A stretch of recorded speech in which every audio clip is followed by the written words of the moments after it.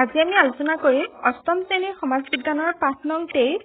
মৌলিক অধিকাৰ পাঠটো। পাঠটো তোমালোকে পঢ়িছানে বাৰু? সেই পাঠটো পঢ়িলে আমি কি পাম, আমাৰনো কি অধিকাৰ আছে সেই বিষয়ে আমি জানিব পাৰিম। ইয়াত চোৱা, শিকনৰ ফলাফল মানে হৈছে কিবা মূল আৰ্হতাখিনি হৈছে পাঠটো পঢ়িলেনো আমি কি পাম, পাঠটোত কি আছে ইয়াত অধিকাৰৰ অৰ্থ বুজি পাব। মানে অধিকাৰ মানেনো কি আমি সেই বিষয়ে ক'ত বুজি পাম যদি আমি এই পাঠটো মন দি পঢ়ো।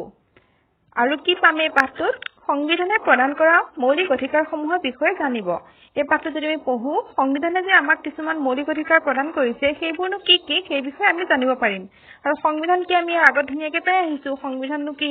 তাৰ বৈশিষ্ট্যবোৰ কি আছিলে, আমাৰ ভাৰতৰ সংবিধানখন কেনেকুৱা সংবিধান আছিলে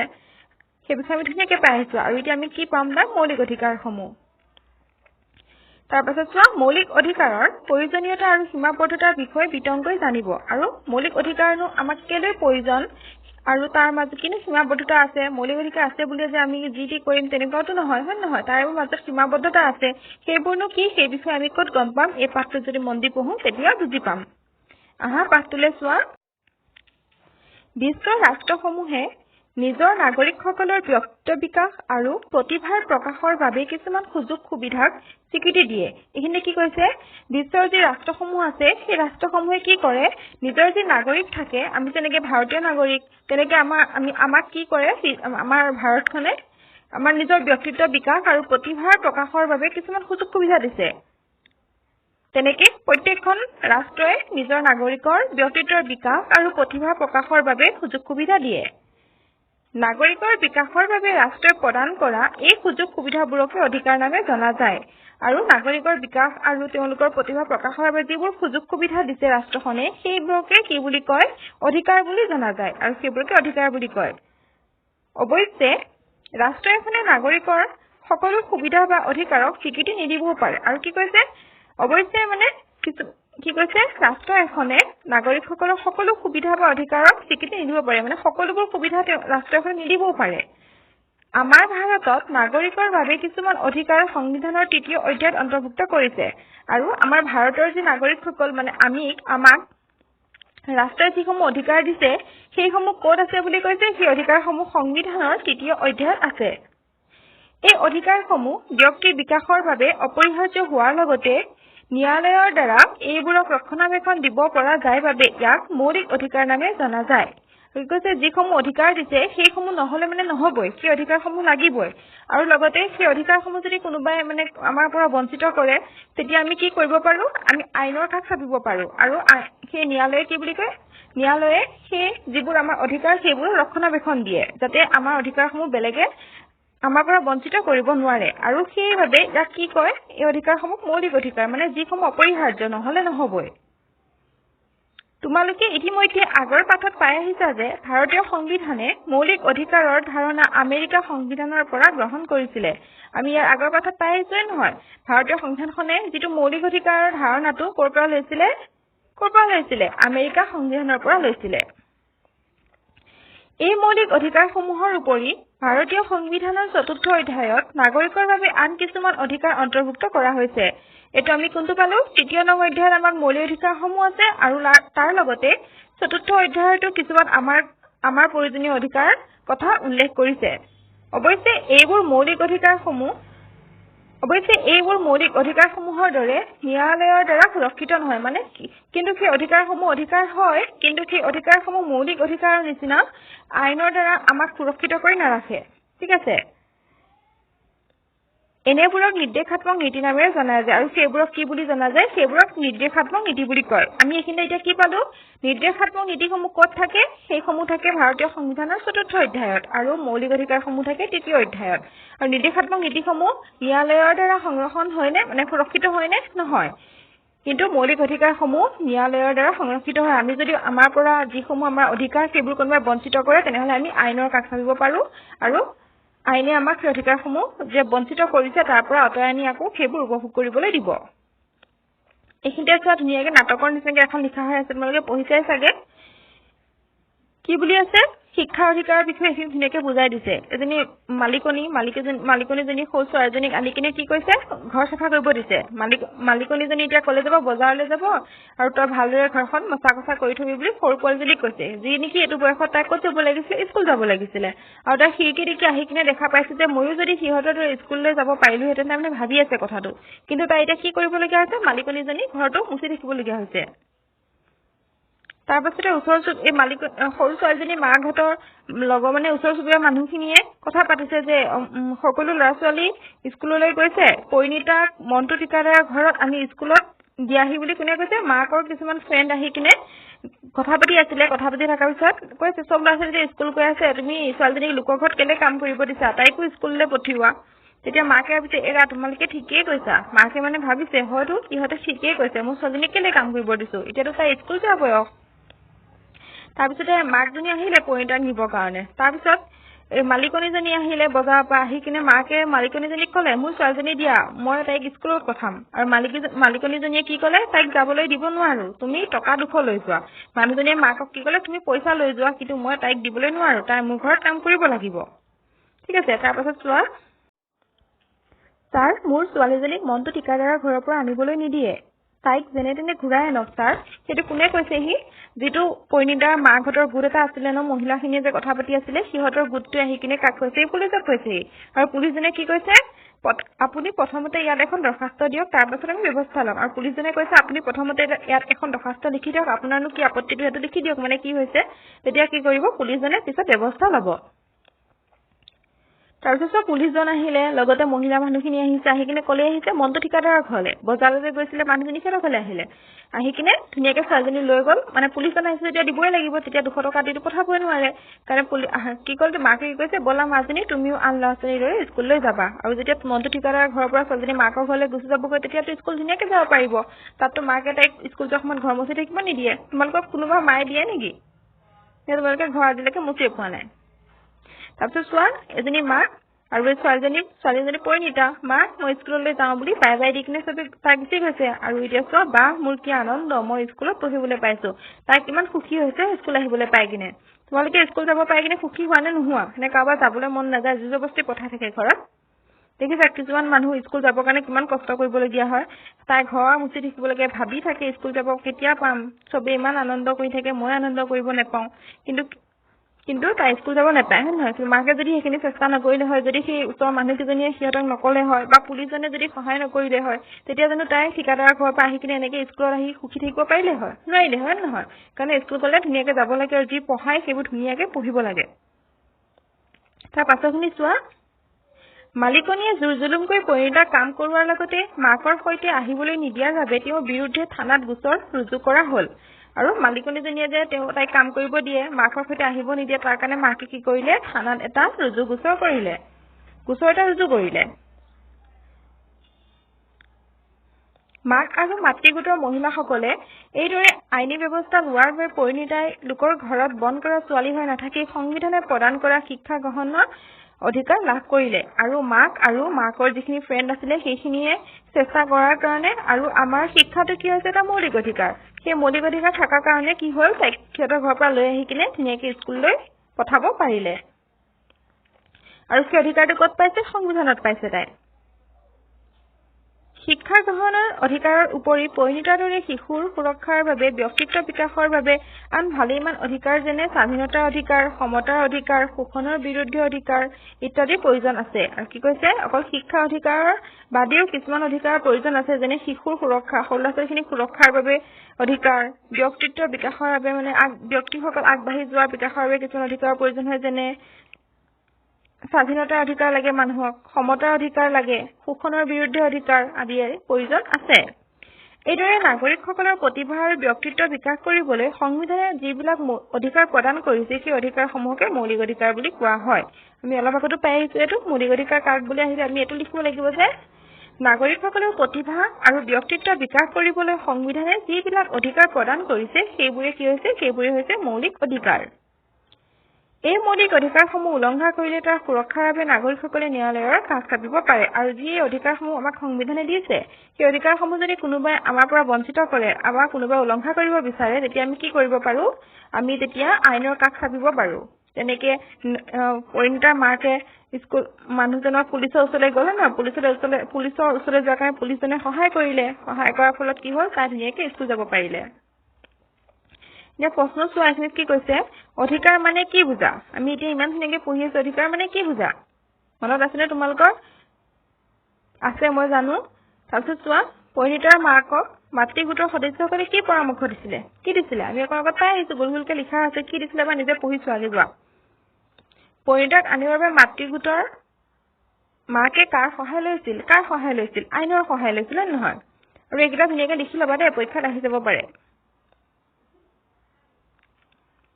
তাৰপিছত জানি থোৱা অহা বাকচ এটা আছে কি কৈছে ইয়াত ভাৰতৰ সংবিধান সভাই সংবিধান প্ৰস্তুত কৰাৰ সময়ত মৌলিক অধিকাৰৰ বাবে এখন উপসমিতি গঠন কৰিছিল এই উপসমিতিখনে আমেৰিকা যুক্তৰাষ্ট্ৰৰ বিল অফ ৰাইটছ ফৰাচী ঘোষণাপত্ৰ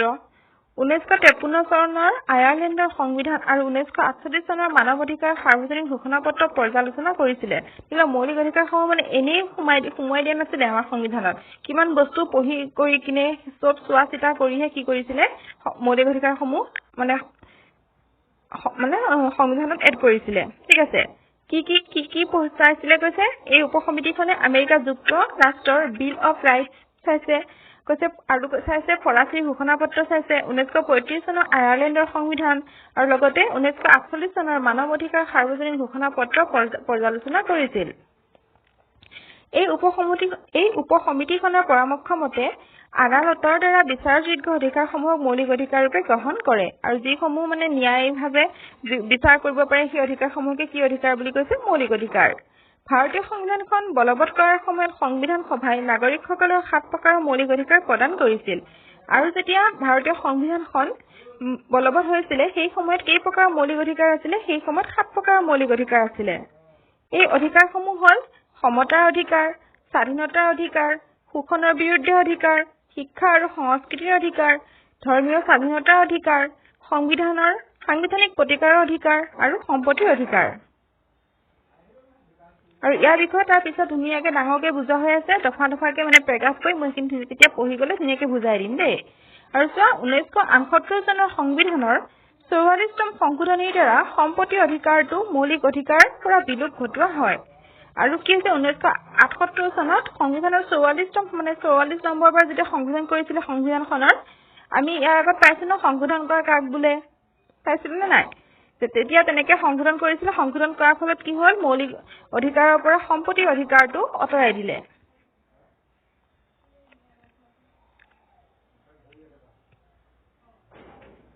বৰ্তমান আমাৰ সংবিধানৰ তৃতীয় অধ্যায়ত 14 নং অনুচ্ছেদৰ পৰা 35 নং অনুচ্ছেদলৈ 6 প্ৰকাৰৰ মৌলিক অধিকাৰ সন্নিৱিষ্ট কৰা হৈছে কি কৈছে বৰ্তমান যিখন আমাৰ সংবিধান আছে সেই সংবিধানখনত তৃতীয় অধ্যায়ত 14 নং অনুচ্ছেদৰ পৰা 35 নং অনুচ্ছেদলৈ 6 প্ৰকাৰৰ মৌলিক অধিকাৰ সন্নিৱিষ্ট কৰিছে সেই অধিকাৰসমূহ হৈছে সমতাৰ অধিকাৰ স্বাধীনতাৰ অধিকাৰ শোষণৰ বিৰুদ্ধে অধিকাৰ শিক্ষা আৰু সংস্কৃতিৰ অধিকাৰ ধৰ্মীয় স্বাধীনতাৰ অধিকাৰ আৰু সাংবিধানিক প্ৰতিকাৰৰ অধিকাৰ এতিয়া আমি ভাৰতীয় সংবিধানে প্ৰদান কৰা মৌলিক অধিকাৰসমূহৰ বিষয়ে আলোচনা কৰো আহা আৰু কি কৈছে এতিয়া আমাৰ ধুনীয়াকে প্ৰেগাছ হিচাপে বুজাই দিব প্ৰথমটো কৈছে সমতাৰ অধিকাৰ ভাৰতবাসীৰ মাজত সকলো প্ৰকাৰৰ অৰ্থনৈতিক সামাজিক ৰাজনৈতিক অসমতা দূৰ কৰি নাগৰিকসকলক সমান মৰ্যাদা প্ৰদান কৰাৰ উদ্দেশ্যে সংবিধানৰ 14 নং অনুচ্ছেদৰ পৰা 18 নং অনুচ্ছেদলৈ সমতা অধিকাৰ প্ৰদান কৰিছে আৰু সমতা অধিকাৰটো কিমান নং অনুচ্ছেদৰ পৰা প্ৰদান কৰিছে 12 নং অনুচ্ছেদৰ পৰা 18 নং অনুচ্ছেদলৈ আৰু এটো প্ৰদান কেলে কৰিছে ভাৰতবাসীৰ মাজত বিভিন্ন প্ৰকাৰ অৰ্থনীতি আছে লগতে সামাজিক ব্যৱস্থা ৰাজনৈতিক যি অসমতা দূৰ কৰিবৰ কাৰণে আৰু নাগৰিকসকলে যাতে সকলো সমান মৰ্যাদা পায় তাৰ ওপৰত ভিত্তি কৰি কিনে 14 পৰা 18 নং অনুচ্ছেদলৈ সমতা অধিকাৰটো প্ৰদান কৰিছে নিচেই তলৰ ছবিখনলৈ মন কৰা পিছৰ ছবিখনলৈ মন কৰাচোন তোমালোকে এনে ধৰণৰ প্ৰতিমূৰ্তি তোমালোকে ন্যায়ালয়ত দেখিবলৈ পাবা আৰু যেতিয়া তোমালোকে কোৰ্টলৈ যোৱা তেতিয়া এনেকুৱা ধৰণৰ এনেকৈ মুখ চকুত কাপোৰ বান্ধা দগা পালা লৈ থকা এইটো ছবিটো দেখা নেদেখা টিভিবোৰত দেখা কেতিয়াবা এনেকৈ যে উকিলবিলাকে কথা কৈ থাকে তেনেকুৱা দেখিছানে নাই আদালতত মানে এই প্ৰতিমূৰ্তিৰ অৰ্থ হ'ল আইনৰ চকুত সকলো সমান চকুতে কাপোৰখন মাৰি থৈছে কেলে মাৰি থৈছে যাতে একো দেখাই নেপায় আৰু দেখা নোপোৱাৰ ফলত কি হ'ব সকলো সমান হ'ব দেখিলেহে গম পোৱা যায় কোন চাপ কোন হয় নহয় কোন বগা কোন গুলা কিন্তু নেদেখিলে কি সকলো সমান যেনে লাগে আৰু দগা পালাখনে এটোৱে বুজাইছে যে সকলো সমান আমি যেতিয়া বস্তু আনিবলৈ যাওঁ তেতিয়া এফালে দগাটো উঠায় এফালে বস্তু উঠায় মানে কেলে উঠায় যাতে ওজনটোত যিমানটো দগাটো যিমানটো দিছে বস্তু যদি সিমান হয় আৰু ওপৰত যেতিয়া সমান হৈ যায় তেতিয়া আমাক বস্তুখিনি তাৰ মূল্যত যিটো মূল্য লৈ কিনে আমাক বস্তুখিনি দি দিয়ে তেনেকৈ কি কৈছে ন্যায়ালয়তো দগাপলা লৈ আছে ইয়াৰ অৰ্থটো বুজাইছে সকলো সমান আৰু চকুকেইটা বন্ধ কৰি ৰাখিছে যাতে কাৰোকো চাব নোৱাৰে কিন্তু তেওঁ নিজে হিচাপটো ৰাখিব পাৰে যে কি বুলি সকলো সমান বুলি দেশৰ মুৰব্বী ৰাষ্ট্ৰপতিৰ পৰা সাধাৰণ বনোৱালৈকে সকলোৱে সংবিধানৰ আইন মানি চলিব লাগে আৰু কি কৈছে দেশৰ মুৰব্বী কোন ৰাষ্ট্ৰপতি মানে দেশৰ মুৰব্বী ৰাষ্ট্ৰপতিৰ পৰা সাধাৰণ কিছুমান মানুহলৈকে মানে বাটত বহি থকা ভিক্ষাৰীজনেও সংবিধানৰ আইন মানি চলিব লাগিব বুলি কৈছে মানে সকলো মানুহে আৰু বনোৱা সৰু মানুহ ডাঙৰ মানুহ কথা ৰিক্সা চলোৱা হওক ঠেলা চলোৱা হওক ইফালে ৰাষ্ট্ৰপতি ডাঙৰ আমাৰ এতিয়া কিন্তু এটা কুৱেশ্যন আমাৰ এতিয়া বৰ্তমান সময়ত ভাৰতৰ ৰাষ্ট্ৰপতি কোন এইটো মোক কমেণ্ট কৰি জনাবা আৰু প্ৰধানমন্ত্ৰী কোন সকলোৱে জানাই আইনমতে সকলো জাতি বৰ্ণ ধৰ্ম ধনী দুখীয়া জন্মস্থান নিৰ্বিশেষে সমানভাৱে বিদ্যালয় বজাৰ সমাৰ ৰাজহুৱা উদ্যান বাট পদূলি পুখুৰী নাট আদি ব্যৱহাৰ কৰিব পাৰিব আৰু আইনমতে কি কৰিব পাৰিব জাতি ধৰ্ম বৰ্ণ ধনী দুখীয়া জন্মস্থান নিৰ্বিশেষে মানে কোনো জাতি মানে বেলেগ বেলেগ জাতি মানুহ তোমালোকে চিনি পোৱা নোপোৱা জাতি মানুহ মানে কিছুমান হিন্দু মুছলিম তেনেকুৱা কিছুমান জাতি মানুহ আৰু লগতে বৰ্ণ ধৰ্ম বহু সেইটো হিন্দু মুছলিম ধৰ্ম হৈ গ'ল আৰু ধনী দুখীয়া বহুত কিছুমান মানুহ ধনী হয় কিছুমান দুখীয়া হয় আৰু জন্মস্থান মানে কোন ক'ত জন্ম হৈছে সেইবোৰ ইমান গুৰুত্ব নহয় সেই সকলোবোৰ বেলেগ বেলেগ জাতি মানুহ হওক বেলেগ বৰ্ণৰ মানুহ হওক বেলেগ বেলেগ ধৰ্ম মানুহ হওক লাগে ধনী হওক দুখীয়া হওক য'তেই জন্ম নহওক সকলোৱে সমানভাৱে বিদ্যালয় যাব পাৰিব বজাৰ সমাৰ কৰিব পাৰিব ৰাজহুৱা উদ্যানত খেলিব পাৰিব যাব পাৰিব বাট পদূলি সকলোৱে ব্যৱহাৰ কৰিব পাৰিব এনেকুৱা কিবা কথা থাকে জানো এইটো মোৰ ৰাস্তা এইটো তোমাৰ ৰাস্তা এই ৰাস্তাদি তোমালোকে নাহিবা তেনেকুৱাতো একো কথা নাথাকে পুখুৰী নাট আদি ব্যৱহাৰ কৰিব পাৰিব কাৰ কাৰণে পাৰিব আইনৰ কাৰণে কাৰণ আইনৰ চকুত কি হয় সকলো সমান হয় ইয়াৰ বাহিৰেও চৰকাৰী চাকৰি নিয়োগৰ ক্ষেত্ৰত যোগ্যতা অনুসৰি সুযোগ সুবিধা লাভ কৰিব আৰু চৰকাৰী চাকৰিসমূহৰ চৰকাৰী চাকৰিসমূহ পাবৰ কাৰণেও সকলো সমান হ'ব তাত কোনো ধৰণৰ জাতি বা ধৰ্ম বা ধনী দুখীয়া ইহঁতে ইয়াত জন্ম হৈছে তাত জন্ম হৈছে সেইবিলাকৰ লৈ কিনে কোনো ধৰণৰ পাৰ্থক্য নহয় কাৰণ আইনৰ চকুত সকলো সমান যেতিয়া সকলোৱে সেই সুবিধাসমূহ লাভ কৰিব আমাৰ সংবিধানে সামাজিক বৈষম্য আৰু কুসংস্কাৰ দূৰ কৰি সমতা স্থাপনৰ বাবে সমাজত অস্পৃশ্যতা নিষিদ্ধ কৰিছে আৰু আমাৰ সংবিধানে কি কৰিছে সমাজত যিবিলাক বৈষম্য আছে আৰু কুসংস্কাৰ সকলোবিলাক দূৰ কৰিবৰ কাৰণে আমাক কি অধিকাৰ দিছে সমতাৰ অধিকাৰটো দিছে সমাজত বিভিন্ন কামৰ বাবে শ্ৰেণী বিভাগ আছে যদিও মানুহ হিচাপে কোনো উচ্চ নীচ নহয় আৰু আইনে সকলোকে সমান মৰ্যাদা প্ৰদান কৰিছে আৰু সমাজত বিভিন্ন কামত বা শ্ৰেণী বিভাজনত ডাঙৰ মানুহ সৰু মানুহ তেনেকুৱা কিছুমান থাকে যদিও কি কৈছে মানুহ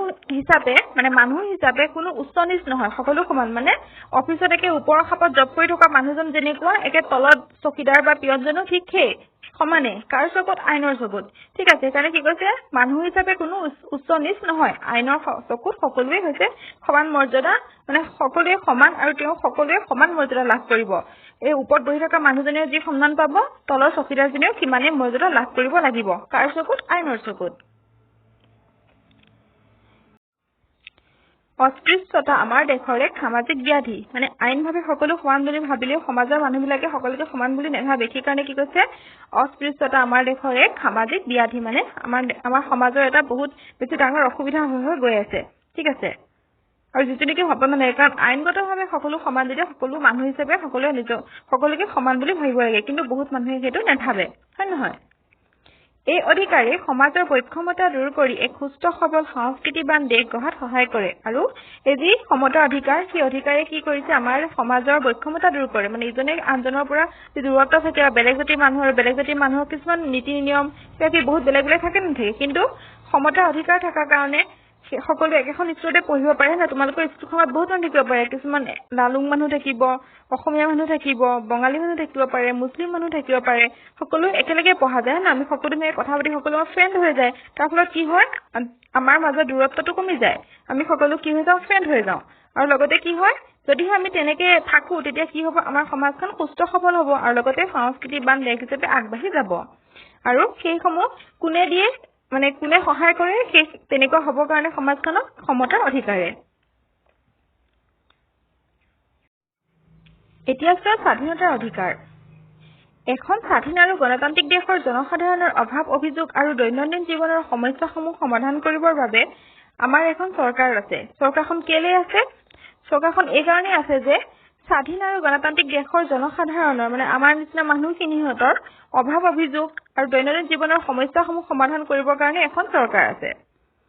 সংবিধানৰ 19 নং অনুচ্ছেদৰ পৰা 22 নং অনুচ্ছেদলৈ ভাৰতৰ নাগৰিকসকলৰ কাৰণে অধিকাৰ প্ৰদান কৰিছে আৰু এই স্বাধীনতা অধিকাৰটো ক'ত প্ৰদান কৰিছে তৃতীয় অধ্যায়ৰ 19 নং অনুচ্ছেদৰ পৰা 22 নং অনুচ্ছেদলৈকে এই অধিকাৰসমূহ দিছে তাত মানে ধুনীয়াকৈ কথাখিনি বৰ্ণনা কৰি দিছে তোমালোকে ইতিমধ্যে সপ্তম শ্ৰেণীৰ সমাজ বিজ্ঞানত প্ৰচাৰ মাধ্যম আৰু গণমাধ্যম পাক্ষিক সংবাদপত্ৰ ৰেডিঅ' টিভি ইণ্টাৰনেট আদিৰ জৰিয়তে কেনেদৰে আমি মনৰ ভাৱ প্ৰকাশ কৰাৰ স্বাধীনতা লাভ কৰিছো সেই বিষয়ে জানি আহিছা হওক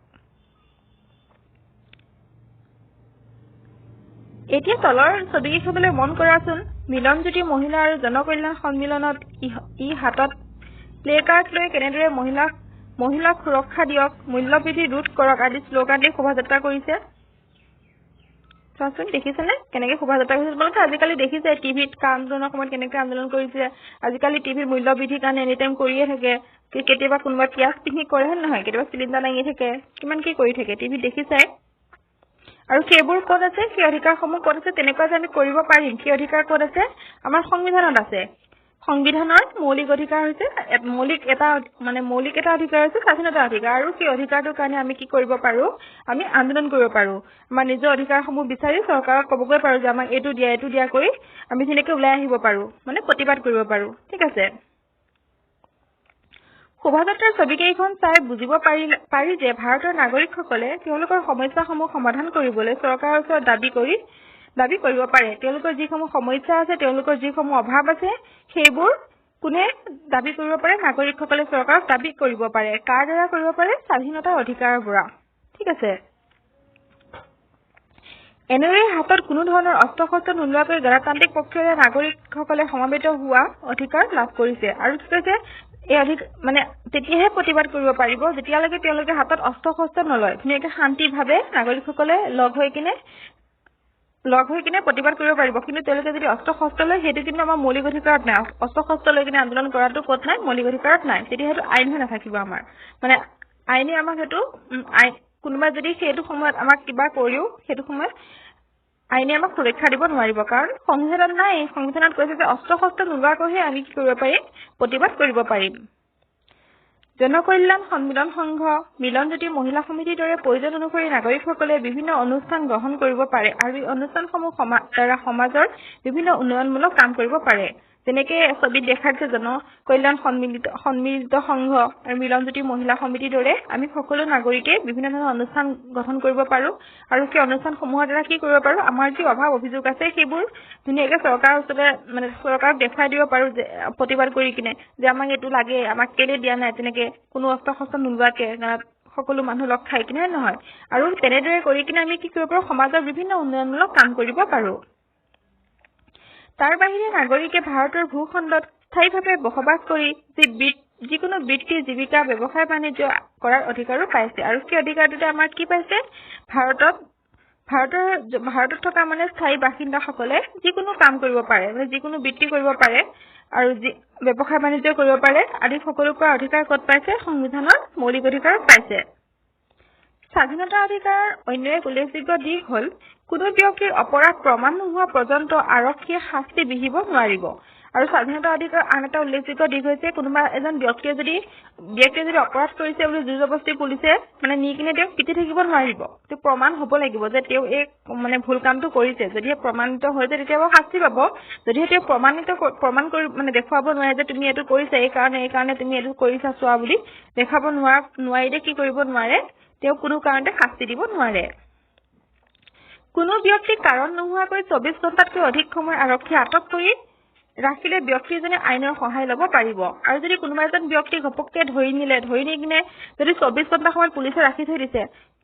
তেওঁ কি কৰিলে কি নকৰিলে ভালদৰে কোনো যদি তেওঁক আটক কৰি থৈ দিয়ে তেতিয়া সেই মানুহজনে কি কৰিব পাৰিব আহি কিনে আইনৰ সহায় ল'ব পাৰিব যে মোক কেলে এনেকুৱা কৰিলে তেওঁ নিজৰ অধিকাৰৰ কথা কৈ কিনে নহয় আৰু সেই অধিকাৰ আমাক ক'ত দিছে স্বাধীনতা অধিকাৰত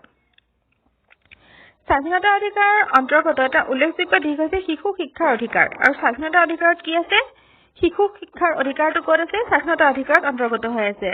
ইতিমধ্যে সংবিধানৰ 21 ক অনুচ্ছেদৰ মতে 6 পৰা 14 বছৰলৈ সকলো শিশুকে বিনামূলীয়া শিক্ষা প্ৰদান কৰা হৈছে আৰু এই যে কটো যে বেকেটত দিছে দেখিছা সেইটো হৈছে সংশোধন কৰি কিনে যে সময় দিলে সেই কাৰণে তাত কটো আহিছে ইনে সংবিধানৰ 21 নং অনুচ্ছেদ আছিল কিন্তু যেতিয়া সংশোধন কৰি কিনে কটো সময় দিছে কাৰণে সেইটো কটো বেকেটৰ ভিতৰত লিখা হৈছে মানে 21 নং 21 আৰু লগতে বেকেটৰ ভিতৰত ক অনুচ্ছেদৰ মতে 6 পৰা 14 বছৰলৈ সকলো শিশুকে বিনামূলীয়া শিক্ষা অধিকাৰ প্ৰদান কৰা হৈছে সম্প্ৰীতি শিক্ষাৰ অধিকাৰ আইন 2009 অনুসৰি চৰকাৰী অনুদানেৰে প্ৰতিষ্ঠা কৰা শিক্ষানুষ্ঠানসমূহত জাতি ধৰ্ম বৰ্ণ ভাষা নিৰ্বিশেষে সকলো শিক্ষাৰ্থীয়ে শিক্ষা গ্ৰহণ কৰিবলৈ বাধ্য হ'ব আৰু যিবোৰ মানে চৰকাৰে বনাই দিয়া স্কুল তাত কোনো ধৰণৰ জাতি ধৰ্ম বৰ্ণ ভাষা বিলাকৰ লগত মানে লাগি কিনে কোনোবাই পঢ়িব পাৰিব কোনোবাই পঢ়িব নোৱাৰিব ক'ব নোৱাৰিব সকলো শিক্ষাৰ্থীয়ে তাত কি কৰিব পঢ়িব পাৰিব লাগে যি জাতি মানুহেই নহওক যি ভাষাৰ মানুহেই নহওক সকলোৱে পাৰিব শিশুৰে শিক্ষা গ্ৰহণত কোনেও বাধা প্ৰদান কৰিব নোৱাৰিব আৰু শিশুসকলৰ শিক্ষা গ্ৰহণত কোনেও বাধা প্ৰদান কৰিব নোৱাৰিব সেইটো ক'ত আছে আমাৰ স্বাধীনতা অধিকাৰত এই পাঠৰ ছবিপৃষ্ঠাত তোমালোকে পৰিণীতা আৰু যে শিক্ষা গ্ৰহণ কৰাৰ অধিকাৰ আছে সেই বিষয়ে জানিব পাৰিলা আমি অলপ আগত পাই আহিছো পৰিণীতা জনী সৰু ছোৱালী তাৰ লোকৰ ঘৰত কাম কৰি আছিল আৰু মাকে তাইক যেতিয়া আইনৰ সহায় ল'লে তেতিয়া কি কৰিলে মানুহজনে পঠাই দিলে ঘৰলৈ আৰু তাই কলেজত স্কুললৈ গ'ল কাৰণ তাই কি আছিল শিক্ষাৰ অধিকাৰ আছিল আৰু সেই অধিকাৰটো আমি ক'ত পাইছো আমাৰ মৌলিক অধিকাৰত এই শিশু শিক্ষা অধিকাৰ আইনৰ জৰিয়তে পৰিণীতাহঁতৰ দৰে অনেক শিশু শিক্ষা লাভৰ পথ মুকলি কৰা হৈছে আৰু এই শিশু শিক্ষা অধিকাৰ আইনৰ জৰিয়তে পৰিণীতাহঁতৰ নিচিনা দুখীয়া মানুহবিলাকে যিবিলাকৰ মানে ল'ৰা ছোৱালীয়ে মানে কাম বন কৰি খাই আছিলে তেওঁলোকৰ নিচিনা ল'ৰা ছোৱালীবিলাকে কি পাইছে শিক্ষাৰ লাভৰ বা মানে শিক্ষা লাভৰ তেওঁলোকৰ কাৰণে শিক্ষা লাভৰ পথবোৰ মুকলি হৈ গৈছে আৰু তেওঁলোকে সেই অধিকাৰটো উপভোগ কৰিব পাৰিছে মাতৃগোটৰ মাতৃসকলে শিশুসকলক শিক্ষা প্ৰদান কৰা যে এক অতি প্ৰয়োজনীয় কৰ্তব্য সেই কথা উপলব্ধি কৰি মন্টু ঠিকাদাৰৰ ঘৰৰ পৰা পৰিণীতাৰ কাৰণে বিদ্যালয়ত নামভৰ্তি কৰাৰ ব্যৱস্থা কৰিছে আৰু আমি কি পাইছিলো মাতৃগোটৰ মানে মাকৰ লগৰ যে মহিলাসকল আছিল সেইসকল আছিল মাতৃগোটৰ মানুহ আৰু তেওঁলোকে মাকক যেতিয়া বুজাই ক'লে সেই কথা মাকেও বুজি পালে আৰু ফলত কি কৰিলে মন্টু ঠিকাদাৰৰ ঘৰত যাই যি কাম কৰি পইচা উপাৰ্জন কৰি আছিল সেই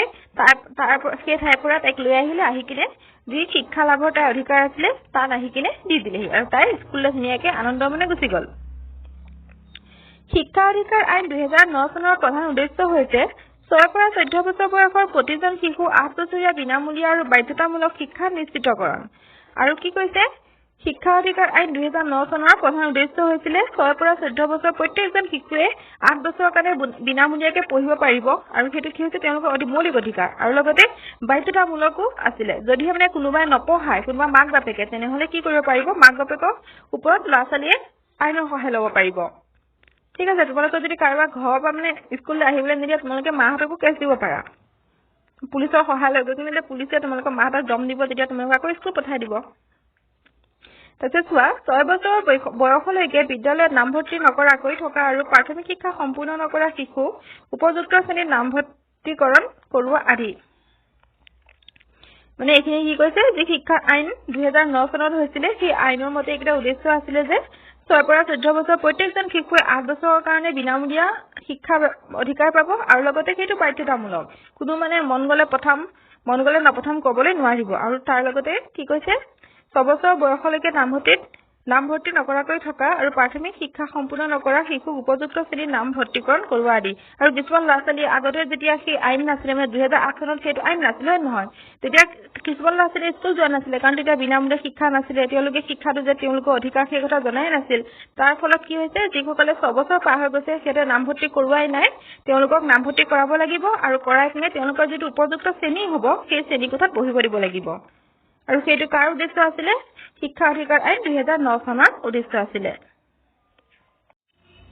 তোমালোকে বুজি পাইছানে বাৰু এইখিনিলৈকে আমাৰ মৌলিক অধিকাৰসমূহ কি আছিল মৌলিক অধিকাৰ মানেনো কি আমি ধুনীয়াকৈ পালো আৰু এতিয়া আমি কি পঢ়ি আছো মৌলিক অধিকাৰসমূহ যে দিছিল সেই অধিকাৰসমূহ আমাক কি কৰিব দিছে আমি এতিয়ালৈকে কি পালো সমতা অধিকাৰ আৰু স্বাধীনতা অধিকাৰ আলোচনা কৰিলো ইয়াৰ পাছত আমি তাৰ বাকি যে 4টা আছে সেইকেইটা আলোচনা কৰিম এইখিনি তোমালোকে ধুনীয়াকৈ পঢ়ি লোৱা বেছিকৈ পঢ়াই গ'লে ভিডিঅ'টো বৰ বেছি ডাঙৰ হৈ যাব তোমালোকে এলাহ লাগিব পঢ়িবলৈ একেবাৰে ঠিক আছে পাঠটো ধুনীয়াকৈ পঢ়িবা তাৰ পাছত ইয়াৰ পিছৰ ভিডিঅ'টোতে মই ইয়াৰ পিছৰখিনি ধুনীয়াকৈ বুজাই দিম ঠিক আছে তোমালোকে মন দি পঢ়িবা